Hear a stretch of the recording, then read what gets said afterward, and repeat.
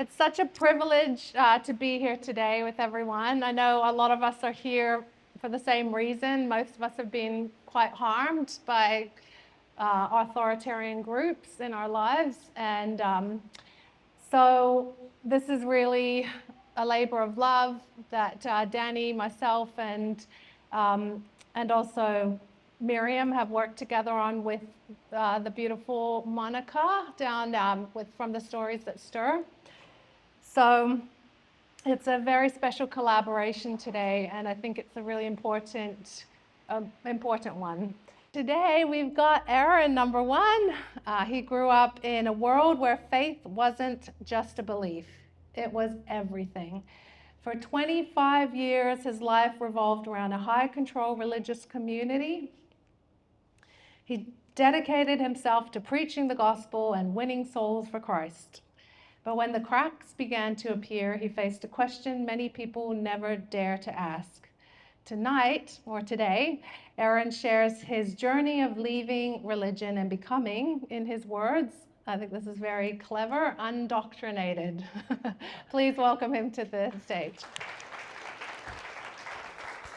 When I was 8 years old, my family immigrated from New Zealand to Australia, which was, for an 8-year-old, quite an adventure, going to a whole new country, even though it's just a hop, skip and a jump away.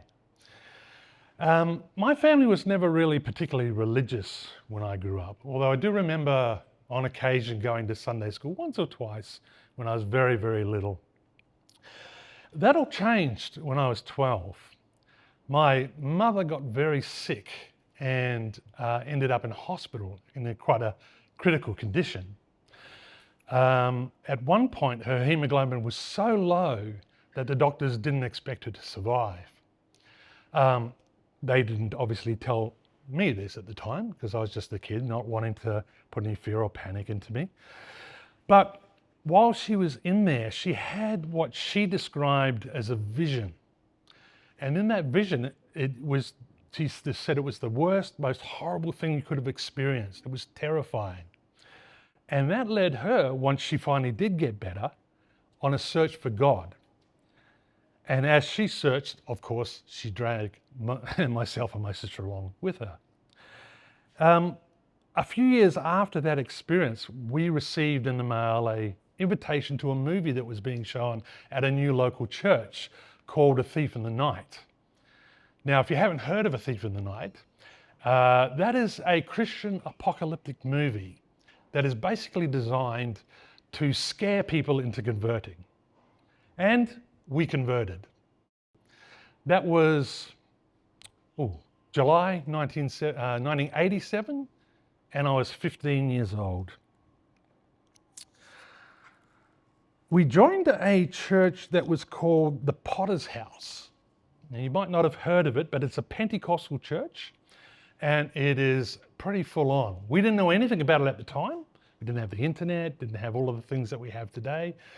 But now we know that it is a very high control religious group, or basically a cult.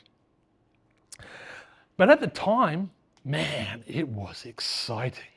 Just getting involved and being a part of this new community and finding new things to do in my life.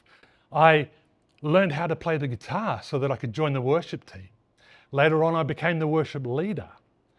Everything in my life revolved around the church. Everything prior to that faded away until there was nothing left but the church. Now, in the Potter's House, it's very common for men to find the call of God to go out and pastor and pioneer a church. And I was no different. I felt that call as well to one day go out. With the Potter's House, there's no particular qualifications that you need to become a pastor, except that you need to be able to win souls. You have to be absolutely 100% loyal to your pastor, and you need to be married. So at 21 years of age, I got married to my very beautiful wife, Leilani. May this year we will have been married for 33 years. So that's a couple of months away, thank you. But at the time, I was 21, Leilani was 7 years older than me, which was quite an age gap for that time. But that didn't matter. All that mattered was winning souls and planting churches. When I look back at that time, though, I realized that I brought a lot of immaturity as a 21-year-old to this relationship, which caused quite a lot of strife for us. Fortunately, as time went on, I matured and grew, and now we are a really, really solid team that work together really well. After a few years after we were married, something happened that should have shattered my faith. We'd just had our first child, a beautiful little girl, a beautiful girl named Anne-Marie. We flew from Sydney to Perth to pick up a company vehicle for a job that I just started, and then attempted to drive the almost 4,000 kilometres back to Sydney in 3 days so that I wouldn't miss a concert that I was playing in for the church. On the second day, I fell asleep at the wheel. The first thing I remember is seeing the asphalt coming up to my driver's side window and the car tumbling and rolling and rolling. The whole time, I was crying out to Jesus in that moment, Jesus, help us. Jesus, save us. Jesus, protect us. My wife and I survived, but our daughter was killed instantly.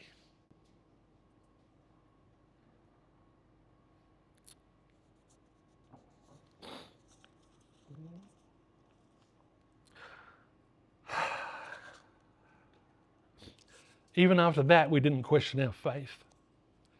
We were offered professional counselling, but we rejected it because we were told that it was spiritually dangerous. The only counselling that we had was from our pastor, a man who had absolutely no experience in any form of counselling whatsoever. That's how indoctrinated we were.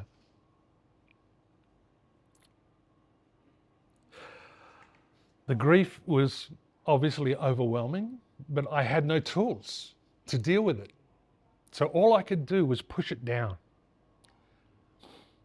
and chase after my faith and be more and more involved in the church in order to cover that up and deal with that, and just held it there. Over time, our church grew to nearly 100 people, which for the Potter's House was quite large. One day, the pastor and I were out street preaching, and he turned to me and told me that he felt it was time for us to plant our first church, and he wanted me to pastor it. Now, that, for me, at an earlier stage, would have been quite exciting because I had felt the call of God to go out and do that. But something had changed in the years since that, and I suddenly realized I didn't want to do that. And so I declined taking up that position and said that I felt that God really wanted me to stay and continue leading the worship. Now, that was really scary and really liberating at the same time, because you don't question the pastor. When the pastor asks you to do something, you do it. And only by invoking the will of God for me to do something else was I able to sort of get out of doing that. Not long after that, the church began to fall apart. The pastor became more authoritarian. People who stood up and questioned him got pushed around and mocked and shoved out. There were financial questions that were arising about what was happening in the church. Eventually, the tension reached snapping point and the church imploded. At the end, there were maybe 10 or 12 people still in the church. My wife and I were among the last to finally leave.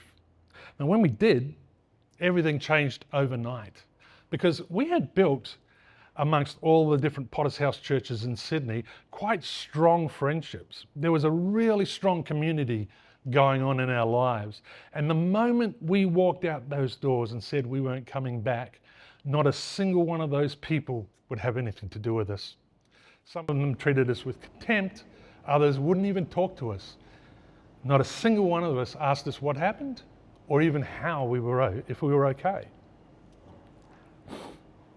Now, I don't blame them completely, because I'd done the same thing to people who had left before me. And so I knew what that was like. But being cut off from that community was one of the hardest things that we had ever gone through. It was like being stabbed in the back just for doing the right thing. And for a long time, I carried both the loss of that community and the guilt over what I'd done to other people with me. Eventually, we did find a new church home. And then one day in 2010, the pastor said to me, just offhandedly, you know, every single believer has a powerful supernatural born-again experience with Jesus. And that really stuck with me, because I didn't have that experience.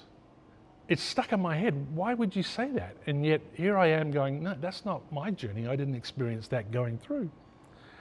And so at this point, I had spent well over 20 years dedicated to Christianity. And now I was starting to question. I'd led worship, I'd organised outreaches, I'd had the opportunity to preach. Everything in my life revolved around the church. So I decided to investigate honestly. I asked myself a simple question. How do I know what I believe is actually true? I wanted to find out. And I wanted to do it from a position of honesty. Of course, you know, if Christianity is true, well, it's going to stand up to scrutiny. Why wouldn't it? I spent the next 12 months praying that God would reveal what I was going through to my pastor without me saying anything to him. 12 months passed, and instead of my beliefs becoming stronger, they began to fall apart. Eventually, I told my pastor what I was going through, and he was blindsided. No idea, because I presented myself as the best Christian I could possibly be. 6 months after that, on basically the 25th anniversary of me being in the church, I left religion for good. I stepped out. I'd broken free. It felt really weird. It felt liberating, and it felt scary, all at the same time. Waking up on Sunday morning and not getting ready for church felt really disconcerting and also really liberating. Then something really odd happened. I began building relationships outside of the church. I discovered that there was a whole world outside of religion that I had no idea about. Eventually, I went to university and studied psychology. Today, I'm a registered psychologist, and one of my great joys is helping people who are leaving high control groups to get out and help them to deal with that transition. Because losing your faith isn't the end of the story. It's often the beginning of starting to think for yourself. And that is what being undoctrinated means to me. Thank you. Big one to start with. Thank you, Aaron. I got to meet you at D-Cult in New Zealand, which was was less of a conference, more of a support group, I'd say. So it was nice to connect with you. Gracie is a behavior practitioner. She grew up in a highly controlled religious cult, the Exclusive Brethren, or the PVCC as they call themselves now. So obedience, silence, and fear shaped much of her early life. Through her own journey, she's rebuilt her life from the ground up, creating a life of freedom, from traveling the world solo, trekking, scuba diving, to raising her daughter in safety, unconditional love, and choice. I grew up in a religious cult called the Exclusive Brethren, a world where I was told what to wear, how to think, and who I was allowed to connect with. We couldn't watch TV or have insight into the outside world. We were taught to live separately from society, and fear was used to keep us obedient. Men held their authority, and women were expected to follow, and I learned very early on not to question that. Questioning was discouraged, and leaving meant mostly losing everything. I was born into it, as were my parents and generations before them. I was the middle child of 6 children, 3 boys and 3 girls. My story is about being the golden child. I believed that if I listened to everything my parents said, obeyed, never asked questions, and never said no, then I would be protected and receive the ultimate reward, heaven, or avoid hell as I knew it. The message was always the same: be a good girl, follow the rules, and follow your leaders. I believed that love, safety, and acceptance were things I had to earn by being good, obedient, and never causing problems. Every day, I lived in fear of upsetting my parents and my religious leaders. I was taught that if I did anything wrong, I would go to hell. Fear was a powerful form of control. Within my family, my mother struggled with severe mental health challenges, and my father was often working or at church. He was rarely home.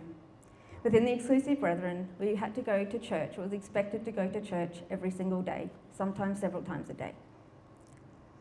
From a young age, I learned to fend for myself and that my needs didn't matter.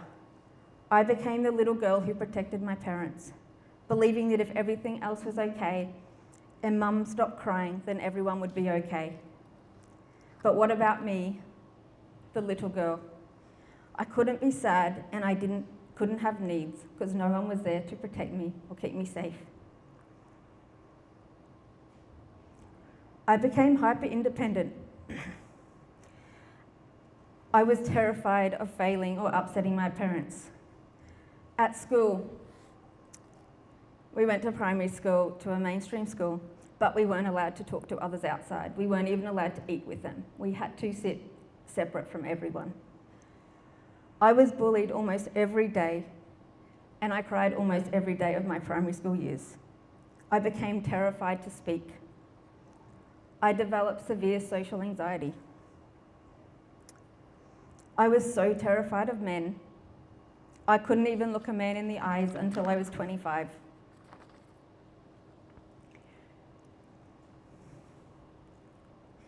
Within our family, someone abused their power over our siblings for many years. When I spoke up about it, and some of my other siblings, we were dismissed and told to just be a happy family, don't talk about it. Once again, I learnt that speaking up didn't change anything. So I told myself, just be the golden child, Gracie. It's what your parents expect of you. Don't stir up trouble and don't cause problems. At 13, my father decided that it was time that we leave the church. So the 8 of us left. But 3 months later, or overnight, we lost our entire community, cousins, aunts, uncles, and everyone that we knew.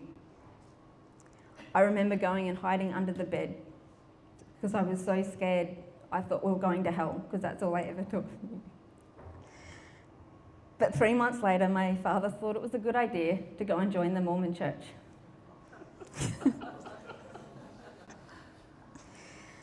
Of course, we all followed and just did what we were asked. But compared to what we had known, it felt like complete freedom. I just remember thinking, this was amazing. This is what life is about. Because suddenly I could go to high school. I could have friends outside of church. I could even eat with people outside of church. Still limited on what we could wear, but we could at least didn't have to wear headscarves. I could watch movies and TV. I remember we watched our first movie at 13. At that time, it felt like complete freedom, but inside, I was still that same scared little girl. Due to my social anxiety, I had to do homeschooling. I was so fearful of the outside world. We had a sick sister, and that took up much of my mum's time. So I tried to teach myself. I failed high school. I remember watching other girls play sport and wishing I could just be like them, confident and talented.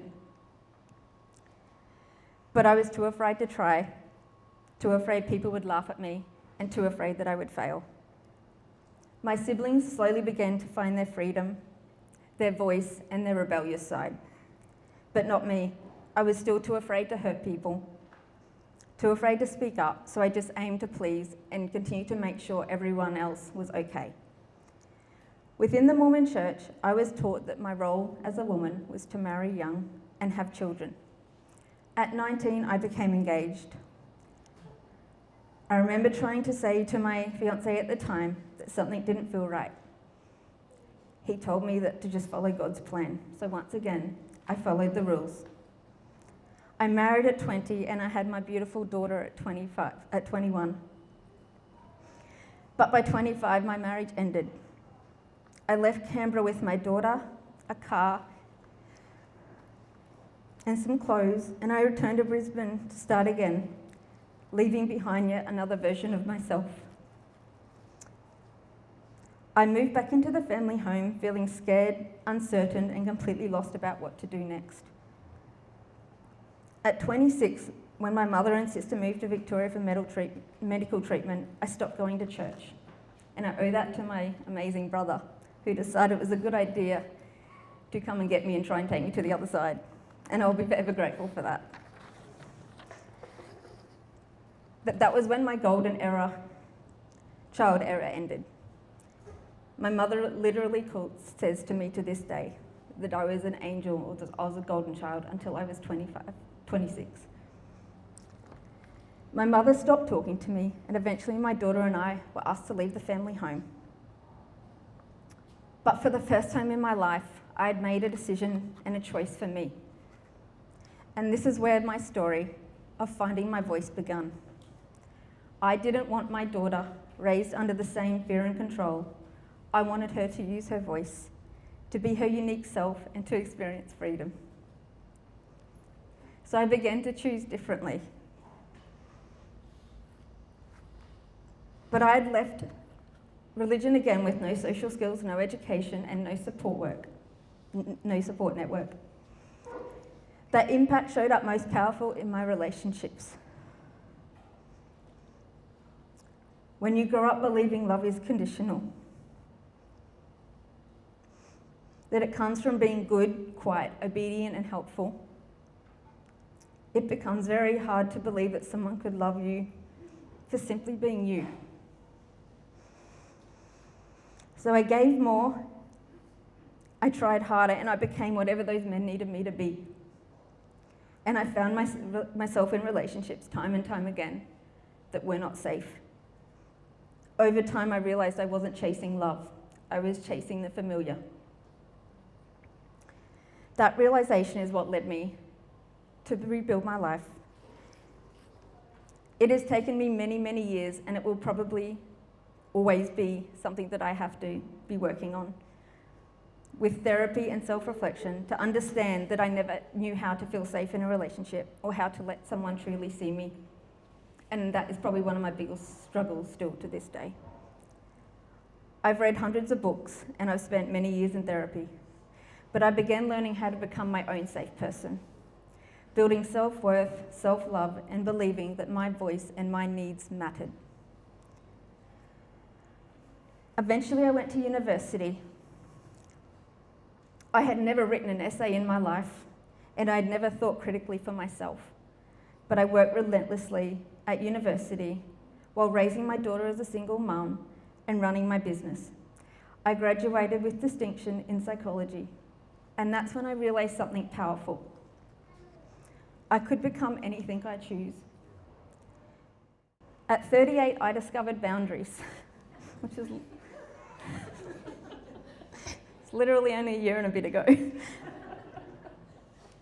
After a lifetime of fear, I learned to say no.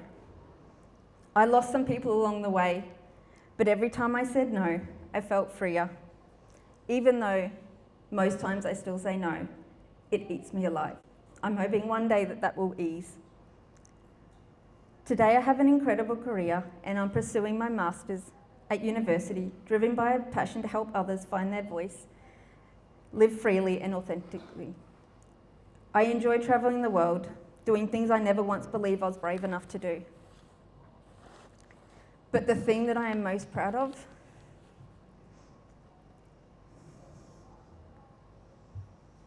is that my daughter is growing up in safety and unconditional love, free to be her authentic self and use her voice. Breaking generational trauma is not easy. Religion and fear shaped my family for generations, leaving very deep and harmful imprints. In my relationships, my sense of self, and my fear of using my voice and being truly seen, and it continues to show up in so many ways decades later. But it also gave me the awareness to choose something different. At some point in life, we are all given a choice to continue the patterns we were given, or to create something different. And I chose something different. For the little girl who once believed she had to stay silent to be loved, learning to use my voice has changed everything. Not just for me, but for the life my daughter now gets to live. And the day that I really found my voice, I realised I was never meant to be the golden child. I was just meant to be me, and that is enough. Thank you.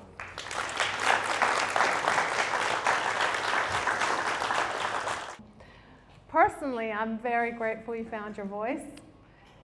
Please welcome Jayde Struhs. She's going to be sharing their powerful story of breaking free from a restrictive and controlling upbringing. Breaking free doesn't always feel like freedom. Sometimes it actually feels like losing everything, as you know. And sometimes it costs more than you ever thought it was. My name's Jayde, and this is my story about breaking free and about my little sister Elizabeth. On the 9th of September 2014, I was just 16. It was a Tuesday morning, and I was in my room packing my school bag, but not for school. I remember shoving my favourite jumper to the bottom of the bag and covering it with my school blazer so no one could see it. My heart was racing and my mind wouldn't slow down. I just stood there in my room, knowing something I couldn't say aloud. I wasn't coming back. I walked into the dining room and said goodbye like any normal day, but my mum stopped me and said, "We need to have a serious chat when you get home." And I knew what that was about. As I stood at the back door, I took a breath and I walked out. With every step, my legs felt heavy. There was relief, fear, and then that sinking feeling. I wasn't just leaving for the day, I was leaving for good. And that was the moment that I broke free. I just didn't know what it had cost me. I was about 6 when everything started to change. My mum joined a religious group led by a man named Brendan. At first, it felt normal. We found a place to belong. But over time, things shifted. We were taught one thing over and over again: God heals all illness. Not doctors, not medicine, just faith. And if someone didn't get better, it wasn't questioned. It just meant their faith wasn't strong enough. We were also taught not to question anything, especially leadership, because questioning them meant questioning God. So you stayed quiet. And slowly, without really realizing it, we became cut off from everything: friends, outside opinion, and normal life. It all just disappeared. At home, discipline became more about fear than anything else. So I learned quickly that staying quiet was the safest option. Years later, I stood in a courtroom and I said, Elizabeth was an innocent child. She was my sister, and now she's dead. She didn't have an accident. It didn't just happen. She died because the people who were supposed to take care of her didn't. As I got older, I realized I didn't fit into the life planned for me. I figured out I was gay. And I can laugh about it now. As you can see, it's quite obvious. But back then, that was terrifying. Because I had been taught that who I was wrong. And I tried to fix it. I tried to pray it away, be what I thought I was meant to be, until one day I said I didn't want to go to church anymore. As you can imagine, that didn't go well. I was taken and made to sit for hours, being told I was going to hell and that I was broken, that God would heal me if I just gave in. But something in me had already changed, and a few months later, I left. Leaving meant losing my family, as my mum cut me off and I barely saw my siblings, and Elizabeth was still there.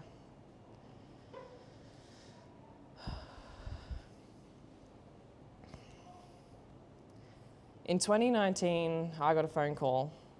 My 8-year-old sister was in a coma. I walked into the ICU and saw her. She was so small and surrounded by machines. She had gotten very sick, but wasn't taken to a doctor because they believed that God would heal her. Elizabeth was diagnosed with type 1 diabetes, and she spent the next 28 days in hospital recovering. But in that time, I got my sister back. And she was bright and funny and very sassy.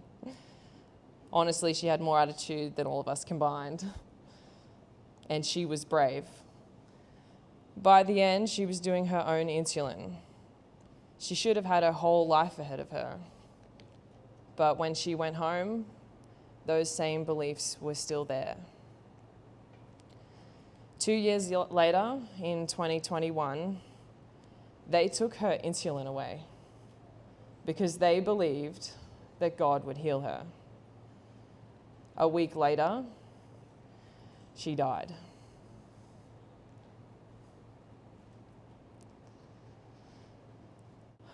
I didn't find out from family. I found out from a news article 4 days later. It read, 8-year-old girl had died, and a photo of my parents' house underneath it. That's how I found out my little sister was gone. I'm angry, and I still think about what our lives could have been like if we were allowed to live a normal childhood, to have friends, to feel safe, and to grow up without fear. I think about Elizabeth the most because she didn't just lose her life. She lost everything she was ever going to become. After that, everything changed. My parents were arrested, and at 22, I became a parent overnight. I took in my 3 youngest siblings. We planned Elizabeth's funeral ourselves. Her flowers, her dress, and her urn that now sits in my living room.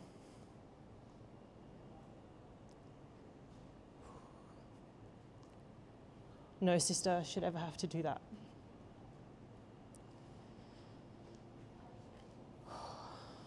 I had to leave my job, give up my degree, and raise 3 little kids while processing everything.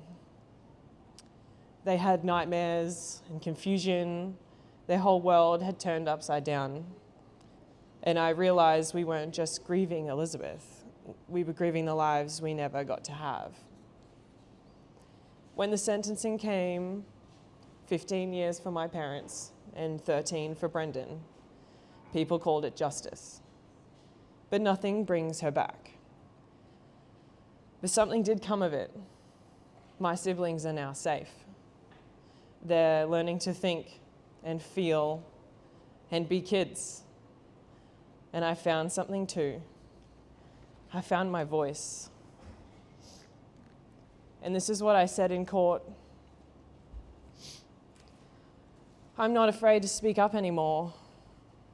as I have a voice because I found my truth.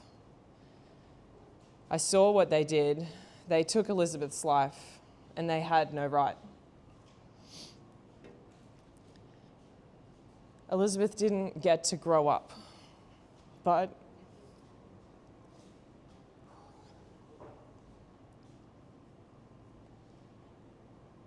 because of her, my siblings do, and they will. And that's what breaking free means to me. Thank you.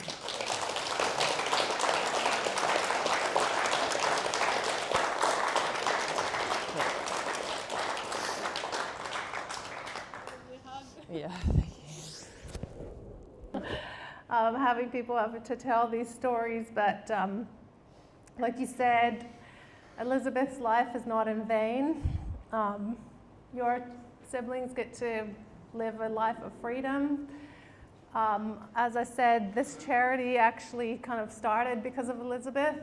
Strangely enough, last night we were at a wedding in Toowoomba, which was about 5 minutes from where Elizabeth died.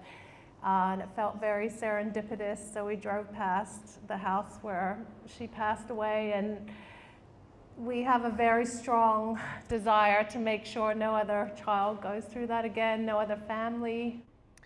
So yes, we are going to hear from the beautiful, lovely Helen Pomery now. So Helen, please join us, bringing an honest and deeply human perspective to the complex and often hidden subject. Thank you. Please give her a round of applause. Condensing cultic abuse into 10 minutes feels impossible. The layers of wounding, the bizarre behaviours, and the slow unravelling, they're hard to believe, and they're even harder to convey. This photo is of our happy family, loving family, taken 30 years ago, before we were destroyed by a religious cult. It captures a time of innocence, a time of love, before trust was stolen and hearts learned what true loss was. When our family joined Brisbane Christian Fellowship, we believed we were entering a sincere Christian community, never imagining that it was in fact a system of control and spiritual abuse. I stand here today with absolutely no desire for vengeance. I'm a mother and a grandmother who loves deeply.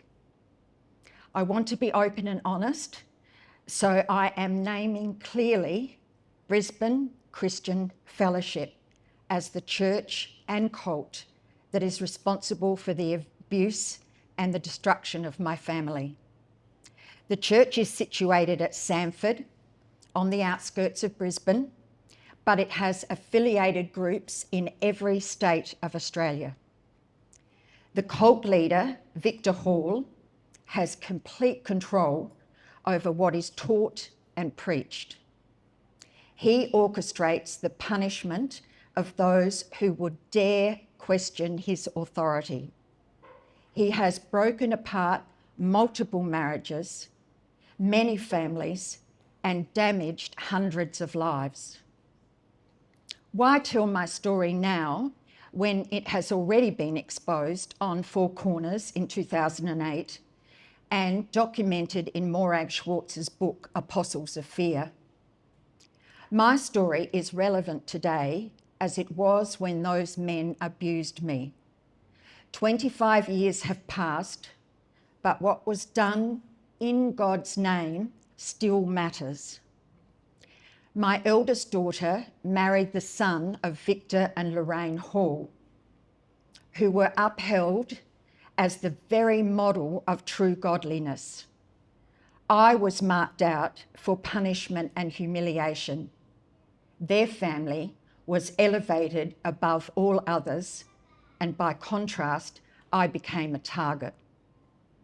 The pressure on my life intensified year after year. I was punished with isolation. I was under incredible scrutiny. I wrote never-ending confessions and cruel discipline. I was told to examine my heart, pray for humility, forgive, endure, and above all, stay silent.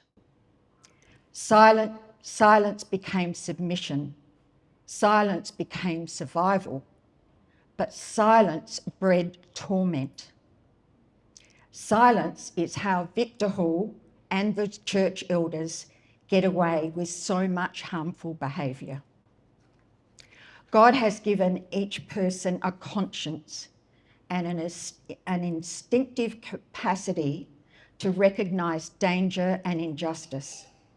These inner safeguards are deliberately eroded by controlling leaders through sustained indoctrination.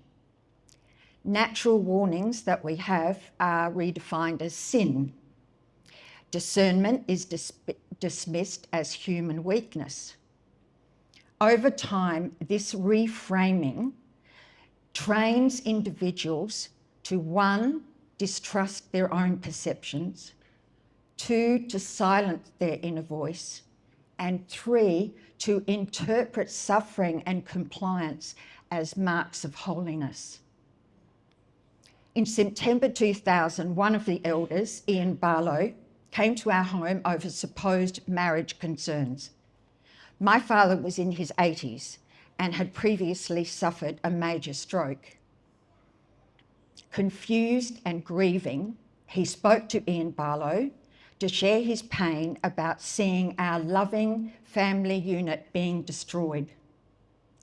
Ian met privately with my husband and my father, condemning me as wicked, even claiming that my father hadn't given me in marriage 25 years earlier. In our lounge, with my elderly parents present, Ian controlled a reenactment of our wedding ceremony. He ordered Dad to withdraw support for me and cut me off for the sake of true headship. Dad complied, trembling as he gave me away. When Mum spoke up, Ian silenced her immediately. My husband confronted me then with my sin and wickedness. Then Ian demanded that I submit verbally to my husband. Ian said, if I felt under duress, I need not respond. I took that offer and said quite clearly that I felt under duress. My response infuriated Ian, so he insisted angrily, if I had any true Christian life in me, I must submit. Choice vanished. I walked across the room crying and promised to give myself to my husband to love and obey his headship. This was forced submission under extreme pressure. This coercion violated our marriage and my parents' dignity. Heartbroken and tormented, my father had a second stroke and died the following year. God was merciful and took him home. In a counselling session, when I said what I saw in the church was not God's love, Ian Barlow said, I worshipped a God of my own imagination. The elders knew the true God. Ian also said he didn't think I could ever be saved because I was so wicked. The elders, under the teachings of Victor Hall, claim exclusive ownership of truth. My husband once asked me, do you think you are right and 1,000 people are wrong? After years of silence and in utter desperation, I told my GP what was happening in my life. He advised seeing a psychologist. Together, they listened, they believed me, and they helped save my life. In 2001, my husband told me to leave our home to take time out, to repent. I could return home only if I submitted and obeyed the elders, I submitted and obeyed him, and I cut off our excommunicated daughter. For refusing that demand, I was never allowed to return to my home or my family. I was cut off from those I love most. My marriage to the man I still loved, 2 dear, precious children, and in subsequent years, 6 grandchildren. Shunning is a cruelty beyond words, but God used that ultimatum, which was meant to harm me, as my deliverance. Jesus actually taught us to pray to be delivered from evil, and I am forever grateful that God delivered me. Victor Hall and the elders still believe that they control my life by withholding my family, but they do not. They are wrong. My life is not controlled by them. My future is in God's hands. Only He names me and defines my worth. His word brings deliverance, mercy, love, and hope, not condemnation. Am I just a victim of evil men, or is someone greater at work? Victimhood does not define me. God's sovereignty, love, and grace do. My life is shaped not by what was done to me, but by what God is doing in me and through me. Recovery means reclaiming what was misnamed. Harm is harm, coercion is coercion, and faith must be disentangled from the misuse of power. In that process, freedom returns, the freedom to stand honestly before God, defined by His truth, dignity, and grace. Every time a survivor steps forward, whether it's 1 year later or 25 years later, it chips away at the isolation that cults rely on. It tells the next person who feels trapped, you are not alone. You are not crazy, and life after this is possible. Today, I honour the courageous survivors, now finding their voice for the first time. Their courage in sharing the abuse they have suffered in the Christian fellowship is bringing truth into the light. Samson Rising exists to stand with survivors of spiritual abuse, providing recognition, community, and tangible support. Samson Rising is working to hold Brisbane Christian Fellowship accountable and drive meaningful, lasting reform. For those who have never experienced this, it can be hard to understand why people simply don't leave. Coercion is gradual. It quietly reshapes loyalty, fear, and responsibility until lives are deeply intertwined and enmeshed.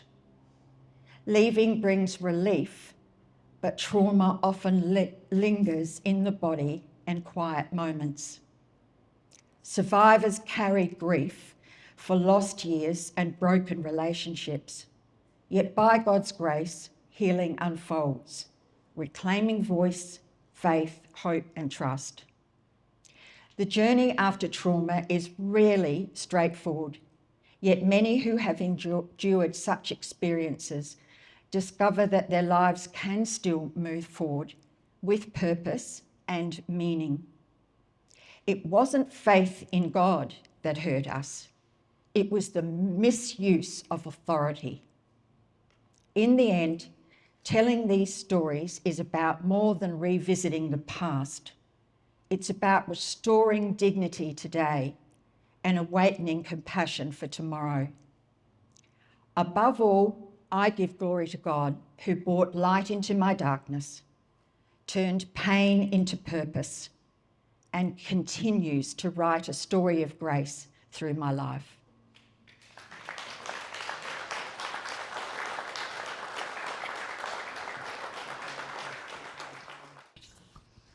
Thank you. Wow, that's so powerful. Yeah, it's really stuck out to me how they think that they can control connection with everyone. They think they can control your relationship with your family. And it's that divide and conquer thing. I think all cults do. They all think that they can divide people, and I think it just make you feel like you're completely alone. And so this is a real, like, doing things like this, speaking up, connecting with each other, and it really is a big fuck you to them in the end, because they can't control us. They can't control our healing, our lives. They want us to feel alone forever. Yeah, I can't imagine what it'll be like to lose children and grandchildren. It's just unbelievable. So, left to care for her younger siblings in the wake of this betrayal, Dani transformed her trauma into a formidable foundation for advocacy. Today, we are very lucky that she stands as a powerful voice for children in closed communities, challenging the silence around the child whistleblowers and demanding the meaningful justice and unwavering support that her generation was denied. And to see her beautiful brothers here, the last time I saw one he was about 2 months old. So it's pretty powerful having family here. So Dani, would you like to join? Everyone, this is actually my first time speaking like in a format like this, so please bear with me. I've ummed and ahed, chopped and changed, lost my notes, cried, said I wasn't going to do it, said I was going to do it. So everybody else who came before me, you guys did such a good job with your structure and everything, and I'm a person who, when I've spoken about my past, has just normally ad-libbed. So bear with me. I'm just going to say I've been encouraged by my brother and my husband and my co-directors to just say what I do have, even if it's a little disjointed and whatnot. This is raw, and the event today is supposed to be a raw event and just speaking from your heart. So the theme of today's event is breaking free, as you know. For many survivors of cultic groups, especially those who've been born and raised in fully closed communities, the process of breaking free is twofold.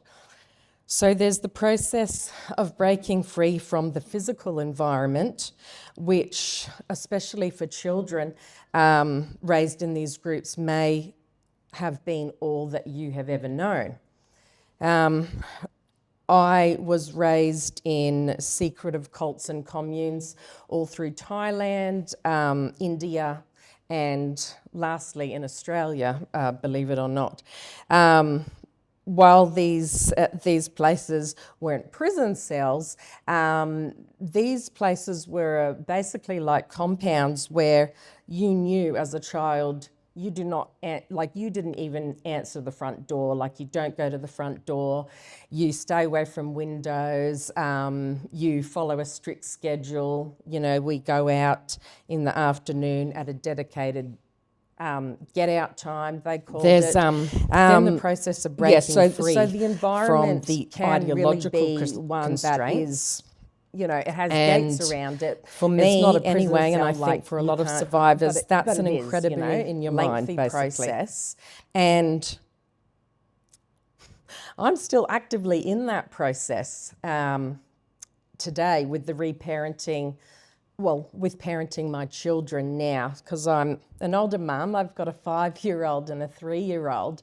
And, you know, so often I think to myself, I've dealt with all the trauma. I've seen psychiatrists, psychologists, GPs, you know, for decades. And then something will pop up with one of my children and, you know, I'm taken right back to my own childhood. And in parenting my children, I'm often reparenting myself. So, you know, often there's something that happens on a day-to-day basis, you know, even where my thoughts will drift back to my own childhood and the dichotomy between the way I was raised and the way I'm now raising my own children with my amazing husband over there. So I use an attachment parenting style which focuses on nurturing and strengthening of the parent-child connection and is emotionally responsive and attuned to the needs of the child. When I reflect on my own childhood, I was raised as a child soldier. I was born in 1977 into a doomsday religious cult once known as the Children of God and now known as the Family International. This cult still exists today, by the way, although supposedly there aren't any children living in communes anymore. But these people do have false fronts as NGOs now in countries such as Africa, you know, Thailand, Philippines. Like, there's different places that we suspect that children are still living in communes. And under a lot of this bizarre doctrine that we were raised in, it's still ongoing, really. So basically, as a foot soldier in the supposed end-time army of God, my life was destined to be spent in loyal and humble servitude, subject to the whims of the self-proclaimed prophet David Berg. My parents had been recruited by the cult when they were teenagers, and they'd given up everything to join a growing revolution for Jesus. Initially founded upon Christian evangelism, cult founder and leader David Berg gradually and systematically groomed his followers to accept an increasingly twisted and perverse doctrine based on his interpretation of biblical scripture. Enslaved by the ideology created by this malignant narcissist, my parents offered me up as a child sacrifice to their purported righteous cause. One by one, my basic human rights were stolen from me, and I was robbed of my childhood. Throughout my almost 13 years in this cult, I experienced physical, emotional, and sexual abuse. I was increasingly parentified from the age of 4, carrying my younger sister on my hip from the age of 5. As I slowly grew, the tasks and caretaking responsibilities I was assigned grew too, at an ever-increasing rate, and the emotional burdens I was forced to carry became heavier and heavier. I constantly walked on eggshells, trying desperately not to trigger the explosive temper of my mother or incur the unpredictable wrath of various other men and women within the cult commune that we were made to call uncle or auntie, and whom had permission to punish me. Basically, every other adult in the commune had virtual complete control over you. And, you know, they represented the full authority, and oftentimes adults were something very unpredictable and explosive in their tempers. So, yeah, you learnt how, as Jayde and other survivors have said, especially as a child, you learnt to keep your mouth shut and just people please to the best of your ability. Oftentimes, the trauma that I deal with today is not just what happened to me directly, but what happened to my brothers and sisters and what happened to children around me. I think they call this the moral injury. Even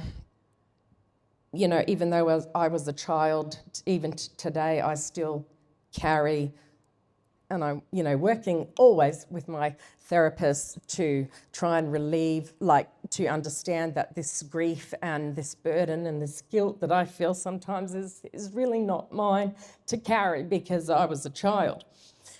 But anyway, when I could hear the screams of my younger sisters and brothers as they were disciplined mercilessly for an infraction of some illogical moral rule, I'd sometimes hide under the bed of my bunk bed, stuffing a towel into my mouth so I could bite down onto it while screaming out my rage at the unfairness of it all, without being discovered by an adult in the commune, lest I'd be beaten too. Afterwards, I'd comfort my younger siblings in secret in the bathroom, using toothpaste as a special cream to cool and soothe their smarting welts. Finally, when I was 12 and a half years old, my mother decided enough was enough and that she was done with the controlling and the abusive environment. There were times in India when I would see my mum in a hysterical state and, saying to my dad, I'm leaving, but she didn't even have her own passport in her own control. She didn't have any of us children's passport in her own control. That was all kept by leadership. We, as children, we'd get a little bit excited at oh my goodness, is it going to happen? Are we going back to Australia? We knew we had grandparents and outside relatives that loved us, although we were denied relationships with them. Then my mum would sort of be dragged off by my dad or leadership, and she'd sort of be gone for a day or two. And it was there when she was just being basically broken down psychologically in a room, probably by herself, told to pray, and she'd sort of reappear a few days later, just very downtrodden and I think completely dissociated basically, and then it wasn't really spoken about again, and then we just realised life's just going back to what we have been dealing with. So anyway, we came back to Australia when I was 10. I've spent 6 years in India. I have a couple siblings born over there. Surprisingly, the last 2 years of my childhood life was in Australia, and some of the things that are going on you wouldn't really believe would happen in Australia, because here children are supposed to have all the rights afforded to them as laid out by the United Nations Convention on the Rights of the Child. Anyway, my mother dramatically exited the group when I was about 12 and a half. She was taken into a room. She was postpartum with twins. They were the 6th and 7th siblings that I have. I'm the oldest. She was counselled by 3 males who, basically were saying, the fear is excommunication, stop doubting, stop questioning, blah, blah, blah, or we're going to excommunicate you. And then she just said, fine, excommunicate me then. And she told them that she was going to take the children, and they said, you can take the twin babies and leave, that's it. And then she told them, and it was quite a big deal for a woman to stand up to 3 men, because like a lot of these patriarchal cults, they're very misogynistic, and, women have secondary status to males, but a little bit more status than children. So she told them no, she was taking me as her eldest, and that she'd be back for the rest of her children. Eventually she became a whistleblower against the cult's abuses, and she became one of the primary police informants, leading to the Australian raids in the early 90s on communes in Melbourne and Sydney. I too was actually a witness against the cult's abuses. I was put on the stand. However, I have carried the grief or the guilt or the burden of really what doing a terrible job, I think, because I had only been out of the cult about a year. I had not even disclosed to my mother about the pedophile who was in the commune house in Melbourne that I was living in, who was interfering with me. I'd barely even told my siblings because I was so disgusted and ashamed. And I still had I really didn't even understand in my own mind, because I'm still trying to figure out the schooling system when I'd never even been to a school before. I didn't know anything. I'd never watched TV. I didn't know who the Beatles were, Michael Jackson was, nothing. I knew nothing really. It was sort of having to pop out of a bubble, or, like Mr. Bean when he drops out of the sky and he just appears from nowhere. And we're suddenly in this house with no furniture, absolutely nothing, and we're sleeping on our clothes on the carpet with a sheet on the top. And then the likes of St. Vincent de Paul's, for whoever I'll be grateful to, they show up, and I don't even know what they thought, who these people are, but, they provided us with bedding, and we were able to choose a Christmas present from the boot of this car, when I was 13. This was in 1989, 1990. So that year was a year of firsts for me. Along with my younger siblings, I was enrolled in primary school and provided with an education instead of working in the commune nursery, caring for babies and toddlers throughout the week. Well, in this cult, once you turned 12, you were taken out of the schooling, the poor schooling that they gave you. I mean, a lot of the schooling was just indoctrination. There was basic maths and English, but there wasn't really a lot else. But then once I turned 12, I was pulled from those classes, and I technically was being labour trafficked, because there was 2 major communes in Victoria at the time, and I would spend 1 week with some of the other 12-year-olds and above who were assigned to different duties, and I worked in a nursery. So I didn't see my siblings or my parents in one of the houses, and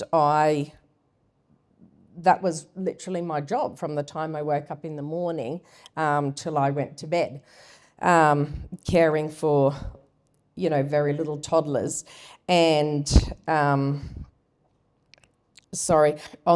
the weekend, you would spend Saturdays apostolatising and preaching and busking for this group, raising money. A lot of the money came in through busking, basically, and selling their literature and their tapes and their posters door to door.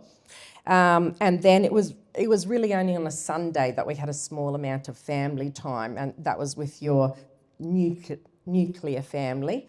But the cult, like a lot of you guys probably experienced, they called themselves the family, but they did everything to destroy the nuclear is it called nuclear? The family, because they wanted loyalties to the wider family.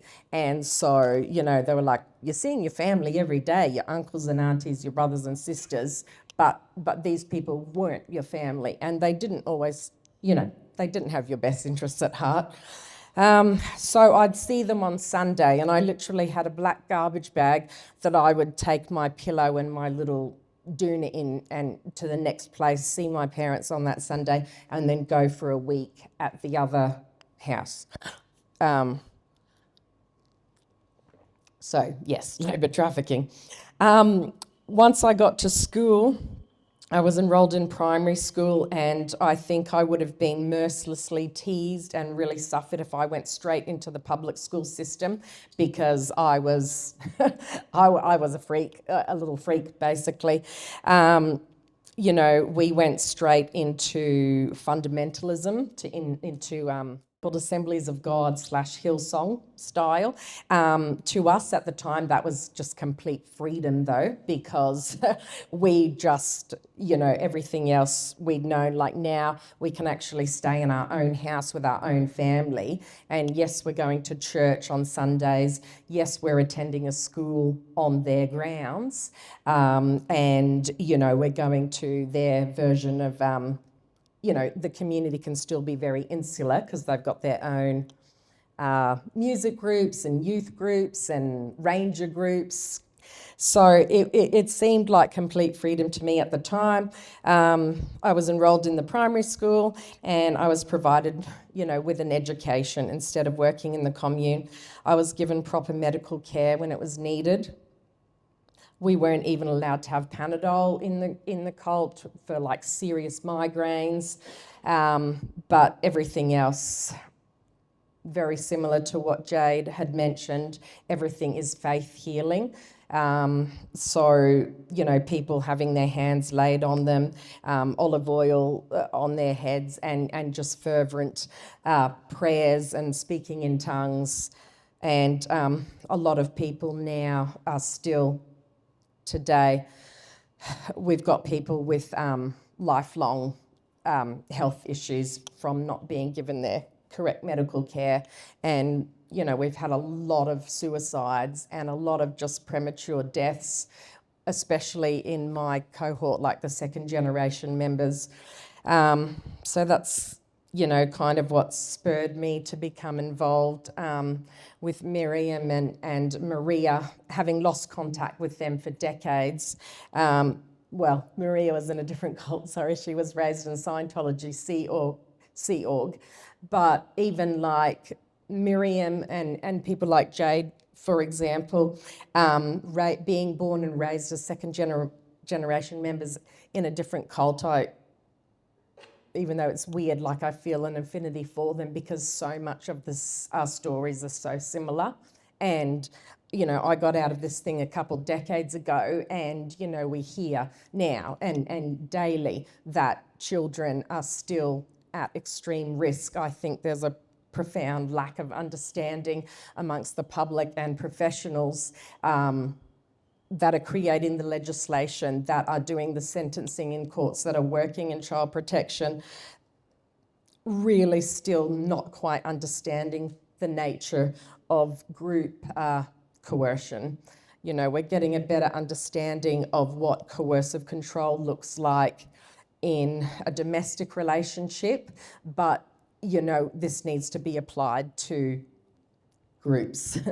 And some exciting things are happening with that, with the recent Victorian, well, it's ongoing actually, but the submissions have all been made. So the Victorian Parliament is conducting an inquiry at the moment into cultic groups and other fringe groups. And for me, this has been really, really, really a powerful and significant event, and I really would like to see this happen in every Australian state.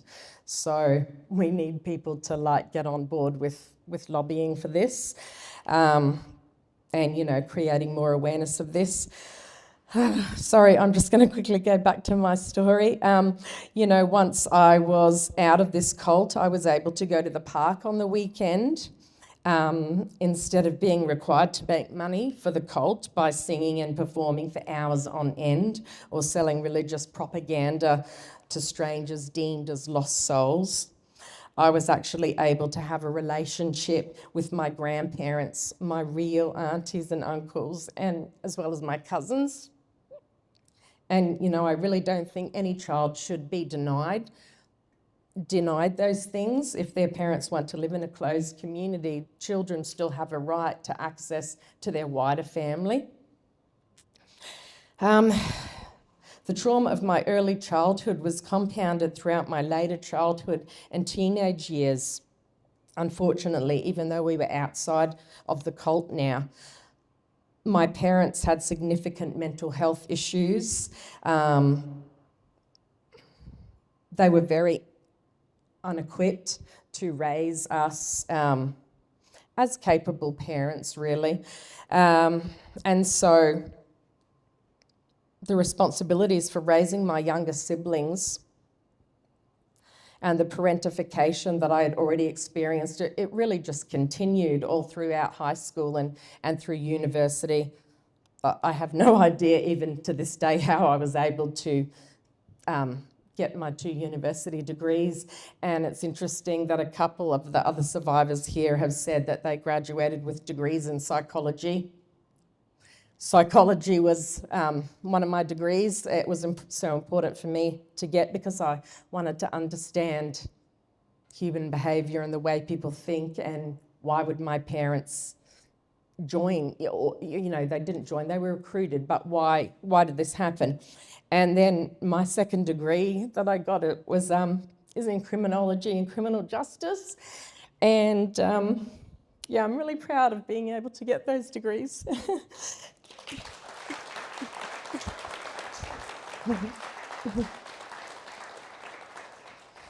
Thanks, and I'm sure I've gone way more than 10 minutes.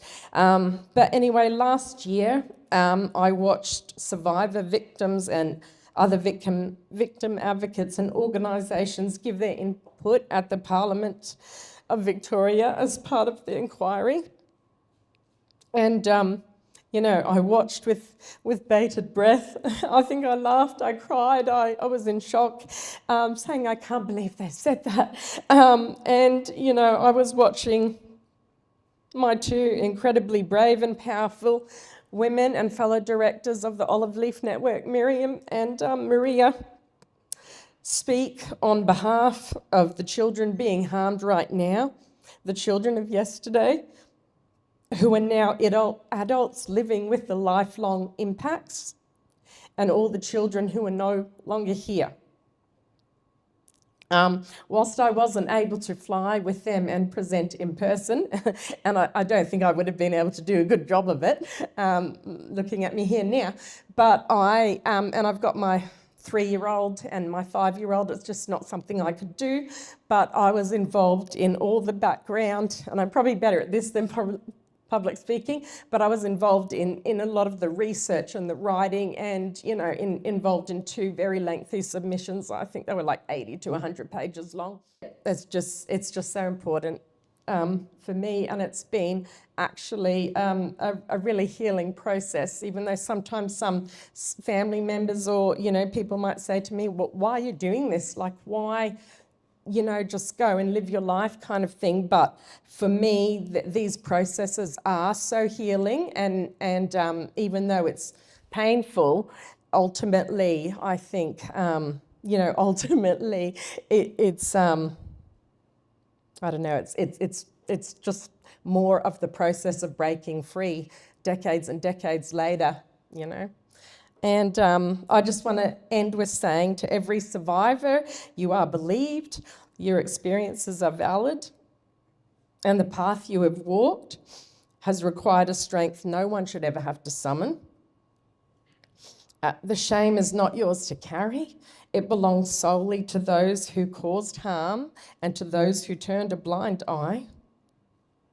I remember all the children who have not found justice, and to those who were silenced before they could speak,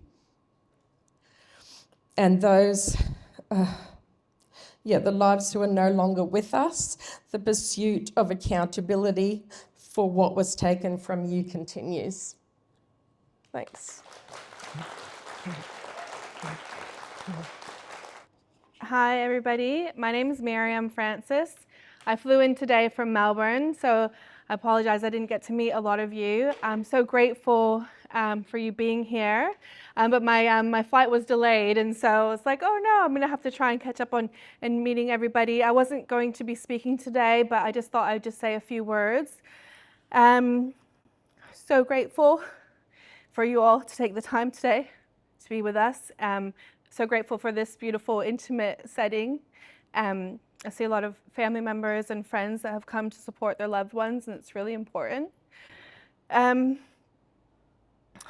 I was born and raised in Scientology. I won't tell you my whole life story. We don't have that kind of time, but pursuits of justice and pursuit of recognition for what's happening, what continues to happen to children and what has happened, and what the adult survivors are still continuing to have to suffer from.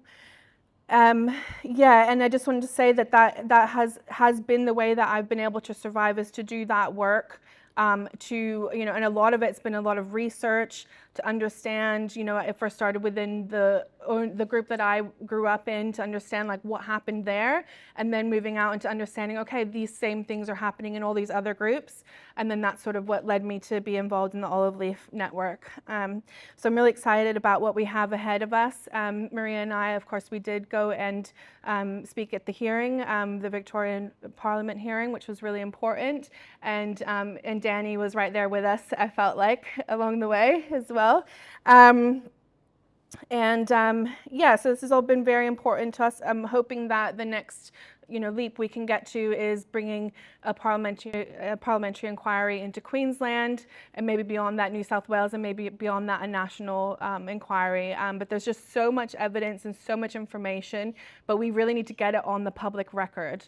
So that's really, really important, and that's how we do that with an inquiry, where people can speak freely with full protection and with no consequences for being able to speak the truth. So that's really important, and to get the media attention that these stories absolutely do deserve.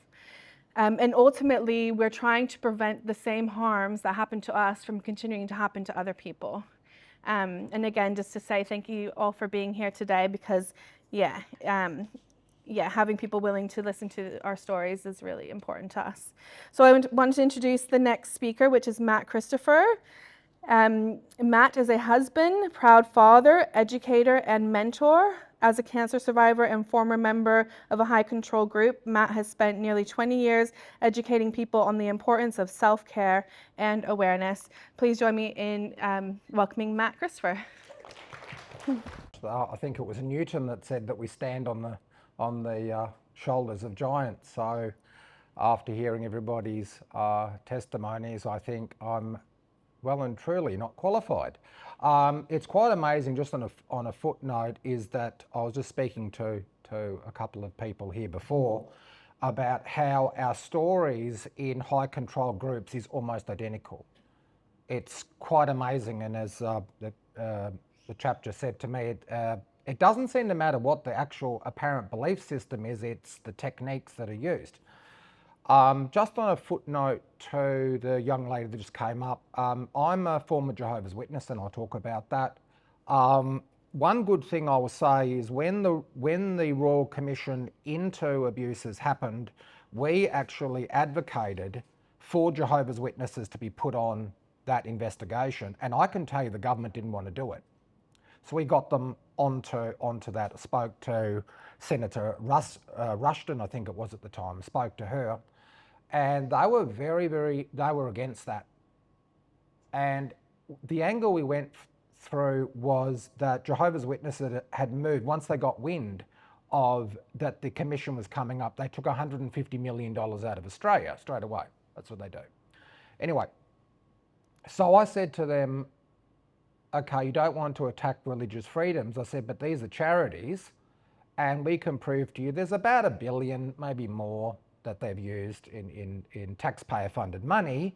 Do you think that you could use that money better and outlining what they'd done. And said, yes, you could. So I think we need to be very careful how we approach it with the politicians. They're very scared of doing anything, but they like money. So if they can save billions and billions and billions, they're running out of money. So anyway, my story is that my family was one of the first converts to Jehovah's Witnesses from Greek Orthodoxy in Cyprus. They became Jehovah's Witnesses over 100 years ago. So I'm a fourth generation. I'll give you an example. When they immigrated to Australia in 1952, there was only 6,000 Jehovah's Witnesses. Now there's nearly 200,000 of them here. Imagine that. So they knew everybody in that group. Now, the thing about Jehovah's Witnesses is that they masquerade as a mainstream religion.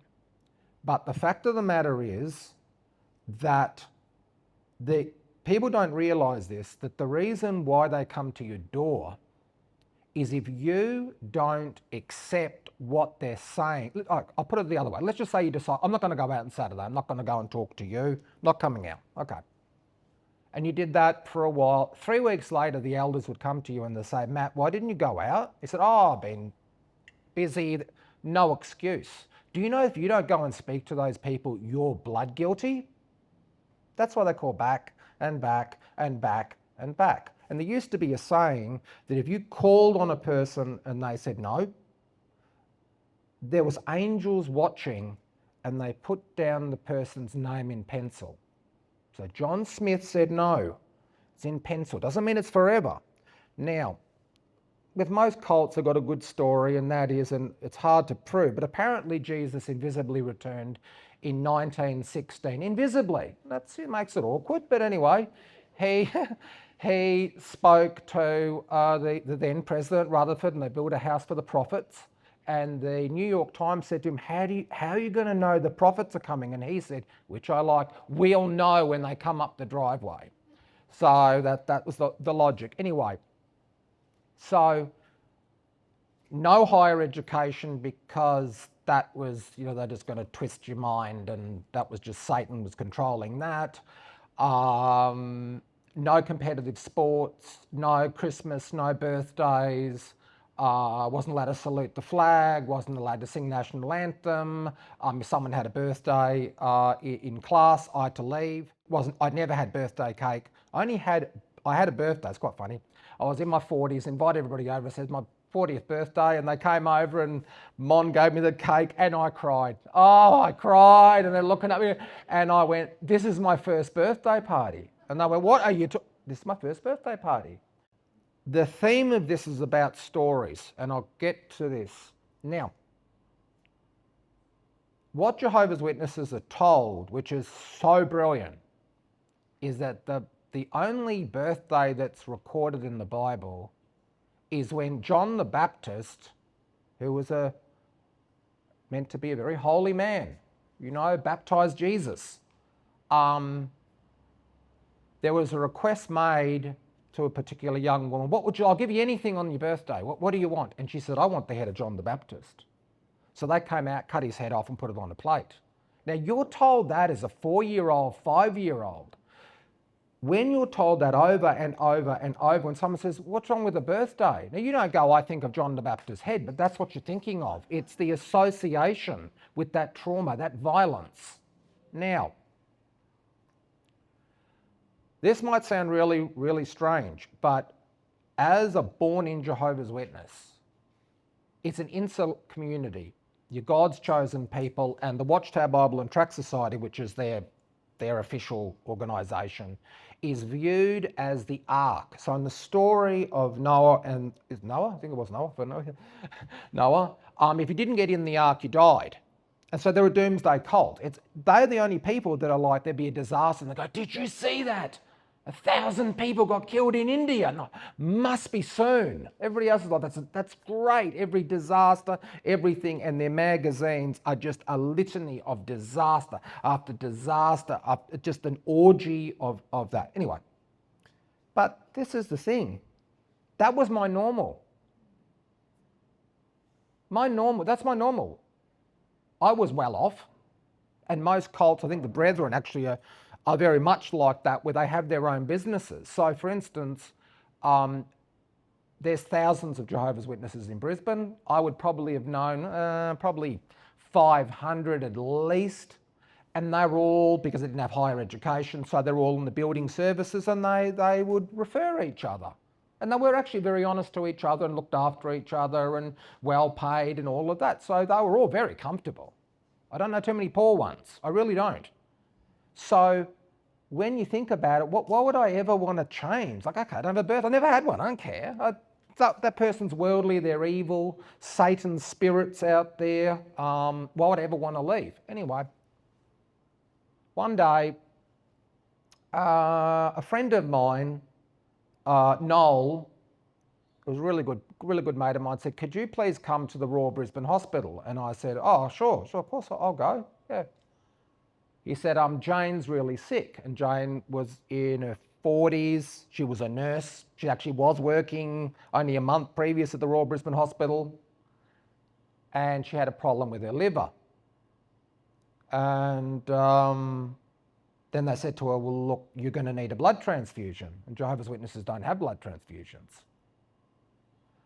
And talk about the elders, the high control nature. They had, which I've spoken to hospitals about this, but they don't seem to want to do anything about it. Jehovah's Witnesses have a hospital liaison committee.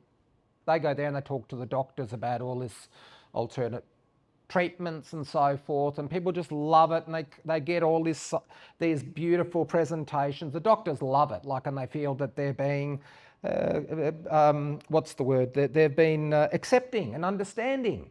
Okay. But what they actually do is they wait on the wards, and they say, Jenny Smith is coming in from Toowoomba, and they're there. Do you know what their role is? Don't let them give you a blood transfusion. So they will wait at night just in case the nurses come by to put pressure on you to take blood. Now that night, the echo was on, and I could see the Ferris wheel going around like that out the window. I know what room it was. Anyway, problem was that Jane was only a new convert. Okay, only new. And she'd actually escaped a very violent partner, and she married an older man. It's amazing with the cult, you get the very old, crusty old men with the younger women, which is, I don't know, maybe that's what happens. Anyway, so not that he was a bad guy, but that's just the way it is, and he was a spiritual man. Anyway, she had 2 young children that were under 12. Her father and her sister, I've never seen trauma like it, and they just kept on saying, "Why is she doing it? Why is she doing it? She's going to die and leave the children. Why is she doing it for?" And I was sitting there, and this might sound bizarre, but I was praying for her, and I was holding her hand with Noel, and I was saying to her, "I'm so proud of you." And something clicked. I'm so proud of you because you're loyal to, as I say, God's name, Jehovah. It's not, but anyway. So loyal to God. You're going to kill yourself and leave the children. And I sat there and I watched her die. And I came home to Monica, and we weren't married at that stage, and I was traumatised. Absolutely traumatised by it. Okay? Traumatised by it. Then about a year or so later, it was a very famous case of a young woman. Her name was Tully, and she made the news. And this is the one that broke me. She went in for, I think it was appendix or something, and the doctors did something, and she started bleeding. She was about 19. Couldn't give her blood. So they watched her die. And they came there and they're singing and carrying on. And anyway, Tully died, the media all turned up and everything. But this was the point that broke me. Her father, Nick, had left the Jehovah's Witnesses, and he just lived a normal non-Jehovah's Witness life. And then she died, and he came back. And I remember it. I just never forget this. He came back and he wanted to see her again. You know, wanted to see her again. So the elders said to him, "Well, you need to come back and we know that you have had a girlfriend. And he goes, yeah, of course I had a girlfriend. You know, he was a baptised witness, hadn't been there for 10 years. And he comes back and they said, well, because you've been living this terrible life, you need to be excommunicated. So he comes back after his daughter's death, who's died because she didn't have blood. He comes back and they excommunicate him. And to put it this way, you're not allowed to talk to them. Now, he tried to kill himself after that. Now, I then started a long process of getting out. A lot of other things happened. Now, I was thinking about this event, and that is about stories and healing stories. Everything I believed was told to me as a story, and that was my normal. So I've learnt never to judge what someone believes because it was a story that they were told that they believed. Not logical. There's no logic to any of that. Just a story. Okay? Story, and they believed it. Now, when I was doing some research, and hopefully I want to leave you with something that will help you, is I studied a psychotherapy called Gestalt therapy, which is a focus on the here and the now. The past is a hazy memory and the future is a fantasy. The only thing we've got is the moment, okay, to deal with. And there's one word I really like in it, and that's called discrimination. Now, most people think of discrimination as being a really terrible thing, discriminating against women or gay people or whatever, trans people, whatever it is, it's a negative thing. And so people say, oh, I don't discriminate. When you look at the idea of discrimination, it's actually a scientific terminology to decide between the two datas or datas, you're discriminating against that. And the actual root meaning of the word is from Latin, which they discriminated when they were sifting wheat. So they put the wheat in, and then they would go like this, and it would separate it would take off the husk, and they keep the kernel. Okay, they didn't want the husk, they wanted the kernel. Okay.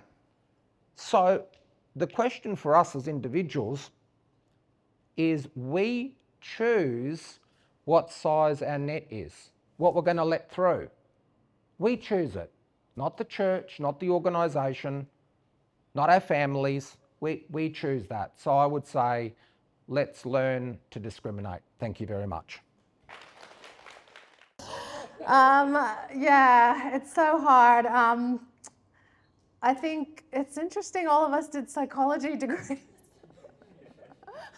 Pretty much. I think because that's the most evil thing you can do, because critical thinking, that's the #1 biggest crime in cults. So I think everyone should do a psych degree in here because that's been our indoctrination. So yes, I just want to thank everyone, the amazing storytellers here, courageous storytellers. I learned so much from every single one of your amazing stories. If tonight stirred something in you, and I have no doubt it has, there's always a way to keep the conversation going. Monica has the Stories That Stir podcast. You can go look there. The Olive Leaf Network, we have one YouTube video. But something we want to do is get the unicorns. I know a lot of people have heard stories, but people with professional degrees, as well as have the lived experience to actually share the psychoeducation and things that can really help people, rather than sort of rehashing these stories, but how can we actually help people get free information?